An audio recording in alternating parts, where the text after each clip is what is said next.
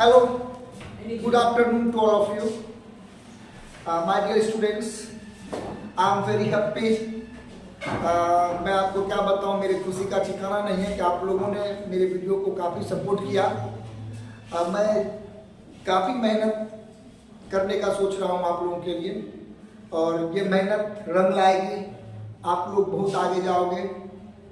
मैं आप लोगों के लिए बहुत सारे व्यूज़, बहुत सारे पॉइंट ऑफ व्यू से सोचकर वीडियो बनाने की कोशिश करूंगा। मैंने तत्काल अभी जो मैंने सोचा, आप लोगों को पता होगा कि सीबीएसई 10th बोर्ड का एग्ज़ाम होगा, तो मैंने सोचा है कि कल से सीबीएसई 10th बोर्ड वालों के लिए साइंस के कुछ इम्पोर्टेंट क्वेश्चन जो कि उनको एग्ज़ाम में काफ़ी मदद देगा, उन क्वेश्चंस को भी मैं वीडियो के रूप में बनाऊं, उसे डिस्कस करूं और ग्रुप्स में और आप लोगों के पास पहुंचाने का कोशिश करूं। तो डियर, आप लोग के लिए नेक्स्ट वीडियो का यही मेरा प्रोसेस होगा। लेकिन अभी मैं अपने नेक्स्ट टॉपिक को आगे लेकर जाना चाहूँगा। मेरा नेक्स्ट टॉपिक जो था, मैंने आपको कल भी सैटरडे को मैंने जो बताया था, उससे आगे मैं आ जाऊँगा। और आज मैं आप लोगों को J Thomson model of an atom, मैं आप लोगों को जे थॉम्सन के मॉडल्स के बारे में बात करूँगा। मैं आपको बता दूं कि जितने भी बच्चे होंगे, आप लोगों ने एक बहुत ही फेमस नाम सुना होगा, एक फेमस वर्ड सुना होगा, plum pudding model. Plum pudding model, plum pudding model जो है ना, ये प्लम पुडिंग मॉडल है क्या? ये जे थॉम्सन द्वारा एक्सप्रेस किया गया, बताया गया एटॉमिक मॉडल है।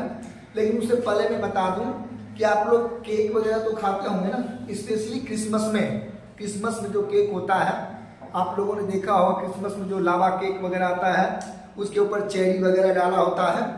उसी मॉडल से जे थॉम्सन ने कंपेयर किया था एटम का।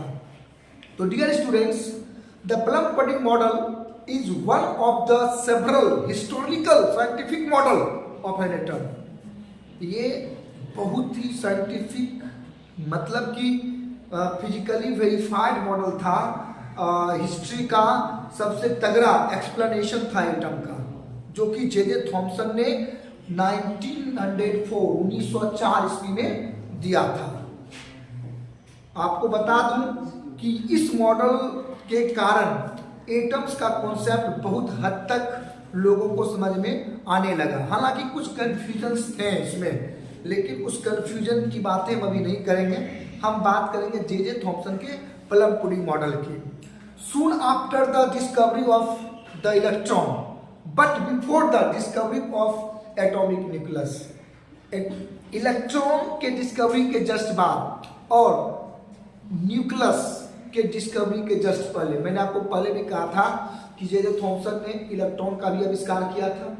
किसकी मदद से? याद होगा, जेम्स क्रूक ने जो सीआरटी कैथोड रे ट्यूब बनाया था, और उन्होंने एक टर्म दिया था क्रूक डार्क स्पेस। आपको याद होगा ना, क्रूक डार्क स्पेस के बाद जे थॉम्सन ने कैथोड रे ट्यूब सीआरटी में, उन्होंने सीआरटी कैथोड रे ट्यूब से ही एक एक्सपेरिमेंट किया, ठीक है। तो उन्होंने इलेक्ट्रॉन का आविष्कार किया, और इलेक्ट्रॉन के आविष्कार के जस्ट बाद जे थॉम्सन ने प्लम पुडिंग मॉडल दिया। और रदरफोर्ड के न्यूक्लियस के आविष्कार से थोड़ा पहले यह मॉडल आया था। इस मॉडल में जे थॉम्सन ने क्या ट्राई किया था? The model try to account for two properties of atom. इसमें एटम्स के दो प्रॉपर्टीज को एक्सप्लेन करने की कोशिश की गई थी।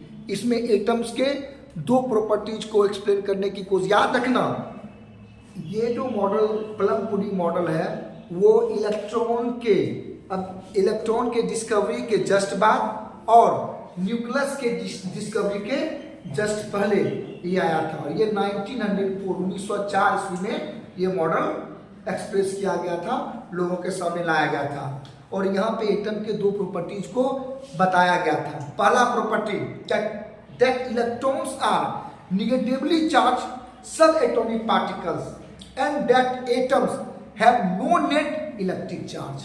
समझो, इलेक्ट्रॉन्स आर नेगेटिवली चार्ज्ड।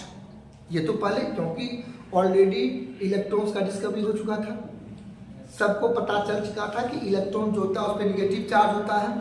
लेकिन एक नए वर्ड्स को जोड़ा गया कि सब एटॉमिक पार्टिकल होता है, atom have no net electric charge, atom पे कोई नेट इलेक्ट्रिक चार्ज नहीं होगा। बात समझे? उन्होंने कहा कि एटम पे कोई भी नेट इलेक्ट्रिक, यानी ऐसा नहीं कि एटम पे पॉजिटिव है या एटम पे नेगेटिव चार्ज है, ऐसा कोई भी इसमें प्रोसेस नहीं हुआ था। इन चीजों को आपको समझने की जरूरत है, इन चीजों को आपको समझने की जरूरत है कि प्लम पुडिंग कहना क्या चाहता है। मैं बार बार प्लम पुडिंग पे जोर दे रहा हूं क्योंकि बच्चे जनरली इस पॉइंट्स को छोड़ते हैं, उन्हें लगता है कि ऐसे ही फालतू पॉइंट्स है ना। नहीं, ये बहुत इंपॉर्टेंट पॉइंट है, हमारे ब्रेन को थिंक करने की कैपेसिटी देगी ये पॉइंट्स। तो प्लम पुडिंग में कहा गया कि the electrons are negatively charge subatomic particles, ध्यान दो, सब एटॉमिक पार्टिकल्स। डाल्टन साहब को यहाँ पे, डाल्टन साहब के ड्रॉबैक्स को यहाँ पे कन्वर्ट किया जा रहा है पॉजिटिव थिंग में। डाल्टन साहब ने क्या कहा था? एटम्स आर इंडिविजुअल, उन्होंने कहा था ना।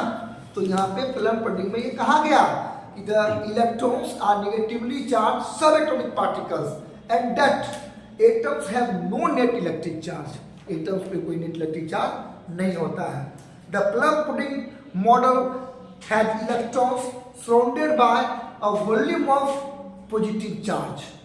प्लम पुडिंग में ये कहा गया कि प्लम पुडिंग मॉडल कहता है कि इलेक्ट्रॉन सराउंडेड बाय, इलेक्ट्रॉन जो होता है वो सराउंडेड होता है, घिरा होता है पॉजिटिवली चार्ज पार्टिकल से। इलेक्ट्रॉन किससे होता है घिरा हुआ? पॉजिटिव चार्ज पार्टिकल से घिरा होता है। Negative charge plums embedded in a positive charge pudding.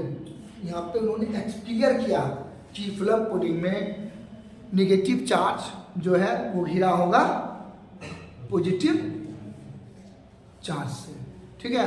तो अब बताओ ये कितनी बड़ी उपलब्धि थी साइंस की। 1904 में जे थॉमसन का जो प्लम पुडिंग एटॉमिक मॉडल था, ये कितना बड़ा डील करता है बच्चे, आप इसको समझिए। तो हमें प्लम पुडिंग मॉडल को डिनाई नहीं करना है, हमें इसे समझने का कोशिश करना होगा। अब मैंने जैसे फिगर में आप लोगों को यहाँ पे दिखाया भी है, ये आपको electrons embedded into the sphere of positive charge. मैंने आपको यहाँ पे sphere of uniform positive charge, यहाँ पे यूनिफॉर्म पॉजिटिव चार्ज है और वो घिरा हुआ है नेगेटिव चार्ज जो है वो घिरा हुआ है पॉजिटिव चार्ज से। इसमें कुछ और ओवरव्यूज हम अपना रखेंगे, इस मॉडल्स को हम थोड़ा और डिस्कशन करना चाहते हैं। कोई बच्चा है जो अपने मन से कोई क्वेश्चंस करना चाहता है, if you want to ask any type of question so dear you are free. जो बच्चे लाइव क्लासेज में, जो हमारे क्लासेज में नहीं होते हैं, अगर वो चाहें तो मैसेज वगैरह से भी हमें पूछ सकते हैं, कमेंट्स कर सकते हैं, हम उनके क्वेश्चंस का जवाब नेक्स्ट टाइम देने का कोशिश करेंगे और जवाब दिया भी जाएगा। अब हम लोग जो है, it had been known for many years that atoms contain negatively charge subatomic particles. लोगों को बहुत साल तक पता नहीं था कि एटम्स में नेगेटिवली चार्ज के बाद भी पॉजिटिवली चार्ज या पॉजिटिव चार्ज पार्टिकल्स होते हैं। शुरू में तो 1802 में तो लोगों को यह भी नहीं पता था कि एटम्स जो है उसमें इलेक्ट्रॉन, प्रोटॉन, न्यूट्रॉन या न्यूक्लियस हो सकते हैं। ऐसी बातें भी तो लोगों को नहीं पता थी, लेकिन धीरे धीरे पता चला। फिर थॉमसन जे थॉमसन ने उस पार्टिकल्स को जो कॉर्पस कह सकते हैं पार्टिकल्स, ठीक है, उस पार्टिकल्स को उन्होंने एक्सप्लेन किया, उसका नाम दिया, ठीक। आगे चलकर इस पे बहुत सारी और बातें होती हैं, हम उसके बारे में भी डिस्कस करेंगे। अब हम लोग थोड़ा सा यहाँ पे रदरफोर्ड मॉडल की भी बात कर लेते हैं। देखो, रदरफोर्ड का मॉडल जो था ना, ये भी अपने आप में एक यूनिक सिचुएशन क्रिएट करता है। रदरफोर्ड का मॉडल जो था, ये खुद एक यूनिक फॉर्म में सामने आता है। क्या यूनिक इसमें है? अब देखो, रदरफोर्ड ने क्या किया, उन्होंने गोल्ड फॉइल एक्सपेरिमेंट किया। गोल्ड फॉइल एक्सपेरिमेंट किया। उन्होंने अल्फा पार्टिकल्स की बम्बार्डिंग करवाई। कहाँ पे अल्फा पार्टिकल्स की बम्बार्डिंग करवाई? उन्होंने अल्फा पार्टिकल्स की बम्बार्डिंग करवाई उस गोल्ड फॉइल पे। अब बहुत बच्चे के दिमाग में ये आता होगा कि सर ये अल्फा बीटा गामा ये सब क्या है, क्या आप मुझे इसके बारे में कुछ बता सकते हो? तो मैं अल्फा बीटा गामा इसके बारे में भी आपको डिस्कस करूंगा, इसके बारे में भी आपको मैं बताऊंगा। जिस तरह से इलेक्ट्रॉन प्रोटॉन न्यूट्रॉन होते हैं उसी तरह से अल्फा पार्टिकल्स, बीटा पार्टिकल्स और गामा पार्टिकल्स होते हैं। इनके ऊपर भी चार्जेज होते हैं। अल्फा पार्टिकल्स पॉजिटिव चार्ज होता है, बीटा पार्टिकल्स निगेटिव चार्ज होता है और गामा पे कोई चार्ज नहीं होता है। तो रदरफोर्ड ने क्या किया? उन्होंने जब अल्फा पार्टिकल से बम्बार्डिंग करवाई गोल्ड फॉइल के ऊपर, तो उन्होंने देखा कि बहुत सारे पार्टिकल्स, बहुत सारे वेव जो हैं वो उस गोल्ड फॉइल को क्रॉस कर जाते हैं। कुछ उन्होंने देखा अलग अलग एंगल से डेविएट होता है, कुछ उन्होंने देखा कि जिस डायरेक्शन से वेव गया था उसी डायरेक्शन में वापस रिफ्लेक्ट हो जाता है। तो इससे पहले जे थॉमसन ने ऑलरेडी इन चीज़ों को डिस्कस किया हुआ था कि कोई भी प्लम पडिंग में कि कोई भी एटम उसमें निगेटिवली चार्ज पार्टिकल्स जो होता है वो सराउंडेड होता है पॉजिटिवली चार्ज पार्टिकल्स से, ठीक। और अल्फा पार्टिकल पे तो पॉजिटिव चार्ज है, समझो, अल्फा पार्टिकल पे पॉजिटिव चार्ज है, ठीक। अब यहाँ पे दो कॉन्सेप्ट सामने आता है। एक तो पहला, अगर हम पॉजिटिव चार्ज पार्टिकल्स से बम्बार्डिंग करवाते हैं एटम्स के ऊपर या गोल्ड फॉइल के ऊपर, गोल्ड फॉइल यानी वो एटम से बना हुआ है, तो वहां पे जहां निगेटिवली चार्ज पार्टिकल्स होगा वो उसे अट्रैक्ट करेगा और जो पॉजिटिवली चार्ज पार्टिकल होगा वो उसको रिपेल करेगा। चलो यहां तक तो सही है कि ठीक है, जहां पे पॉजिटिवली चार्ज पार्टिकल है वो अट्रैक्ट किया या उसको रिपेल किया, या बीच में जो स्पेस है हो सकता है उस स्पेस से वेव निकल जाता है। दोनों कॉन्सेप्ट में काम करना होगा हमें दोनों तरफ से सोचना होगा। ये सारी चीजें ना बहुत सारे टीचर्स छोड़ना चाहते हैं, नहीं, हम बच्चे को एक कॉन्सेप्ट देंगे यहाँ पे, क्योंकि ऑलरेडी रदरफोर्ड को ये पता था कि जो एटम्स होते हैं उसमें पॉजिटिव चार्ज भी है और निगेटिव चार्ज भी है। रदरफोर्ड को ये पता था ना, ठीक है। और जब उन्होंने अल्फा पार्टिकल की बम्बार्डिंग करवाई तो वहां पे उन्होंने देखा कि कुछ पार्टिकल्स एग्जैक्टली जिस एंगल सीधे रेखे में गए, सीधे पॉइंट से गए और सीधा निकल गया, कुछ किसी एंगल के साथ डेविएट हुआ, कुछ सेम एंगल जिस एंगल से गया उसी एंगल से रिफ्लेक्ट हो गया। आखिर भाई ऐसा क्यों हुआ? तो उन्होंने यह कॉन्सेप्ट देखा कि चलो ठीक है, जो इलेक्ट्रॉन की तरफ से, इलेक्ट्रॉन के पास से निकला होगा, इलेक्ट्रॉन उसको अपनी ओर पॉजिटिव, क्योंकि हम जो पार्टिकल्स भेज रहे हैं, हम जो चार्ज भेज रहे हैं वो पॉजिटिव है, इलेक्ट्रॉन निगेटिव है, तो उसको अपनी ओर खींच लिया और वो निकल गया। जो प्रोटॉन होगा उस पर पॉजिटिव है तो वो उसे रिफ्लेक्ट कर दिया। लेकिन ऐसा क्यों हो रहा है कि जिस एंगल से गया उसी एंगल से वापस आ रहा है? ये तो कंफ्यूजन है भाई, ऐसा तो नहीं होना चाहिए। तब उन्होंने काफी अच्छा पॉइंट्स निकाला। उन्होंने कहा कि most of the space inside the atom is empty और हॉलो। ये तो क्लियर हो गया, मोस्ट ऑफ द स्पेस जो है वो खाली है, ठीक। फिर the central part of an atom is heavy and positively charged. जो सेंट्रल पार्ट है यानी बीच का हिस्सा है एटम्स का, वो डेंस है, वहां पे पॉजिटिव चार्ज है। This heavy positively charge core inside the atom was named as nucleus. और उन्होंने उसी हैवी पार्ट को, जो सेंट्रल पार्ट उन्होंने एक्सप्लेन किया था, उसका नाम उन्होंने न्यूक्लियस रखा। The nucleus is very small as compare to the size of atom, ठीक है। आपको पता है एटम के न्यूक्लियस को हम कैसे मेजर करते हैं? किन्हीं बच्चों को पता है? Size of